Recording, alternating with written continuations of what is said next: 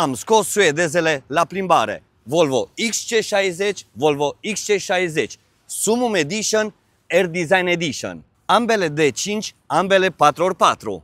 250 cai putere Heyco și din coace 230 cai putere Polestar.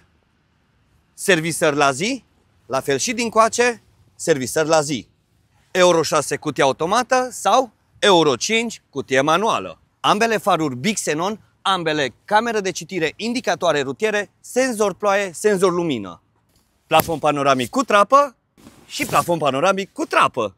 Ambele jante pe 20 cu anvelope de vară și fii atent, prima mașină din acestea două care pleacă de la noi primește bonus un set de jante pe 17 cu anvelope de iarnă. Interior Air Design cu scaune full piele, reglaj electric și memorie, volan Air Design, bord full digital sau interior Summum Edition, scaune piele, bicolore, reglaj electric, memorie, volan îmbrăcat în mahon, bord full digital.